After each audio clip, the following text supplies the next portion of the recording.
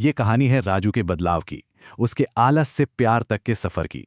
कहानी की शुरुआत होती है राजू से, जिसे बस अपनी ही भूख और जरूरतों की फिक्र है। इस कहानी में हम देखेंगे राजू का हक जताना, उसकी नाकामी, फिर धोखा और आखिर में उसका बदलाव। एक ही घर था, पर दुनिया दो थी। एक तरफ राजू का आलस, दूसरी तरफ मां की मेहनत। वहीं उसका दोस्त राकेश था, जो उससे बिल्कुल अलग, एक जिम्मेदार बेटा था। खेती की मेहनत से तंग आकर राजू को लगा दुकान खोलना ज्यादा आसान होगा। लेकिन उसकी बुरी आदतें और बेसब्र स्वभाव ही उसकी नाकामी की वजह बन गए। उसका यही रूखापन ग्राहकों को भगा देता और जल्द ही दुकानदारी ठप पड़ गई। नतीजा ये हुआ कि बिक्री शून्य थी और सारे फल सड़ने लगे। दुकान बंद और सिर पर कर्ज। इस हताशा में उसने घर पर एक बहुत गलत कदम उठाया।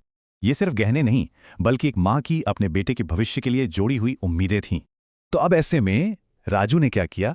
उसने सबसे बड़े धोखे का रास्ता चुना। अपनी गलतियों का कर्ज चुकाने के लिए उसने अपनी माँ का भविष्य ही दांव पर लगा दिया। सच तो सामने आ गया, पर राजू को अब भी अपनी गलती का जरा भी एहसास नहीं हुआ। उल्टा वो राकेश के सामने अपनी चोरी को सही ठहराने लगा, बिना किसी पछतावे के। और यही कहानी का टर्निंग पॉइंट था। राकेश के पिता ने राजू को असली सच बताया। उन्होंने बताया कि कैसे उसकी माँ ने उसे पालने के लिए क्या-क्या बलिदान दिए थे। ये सच राजू के लिए एक झटके जैसा था। आखिरकार उसकी आंखें खुल गईं। अब वो शर्म और पछतावे से भर गया।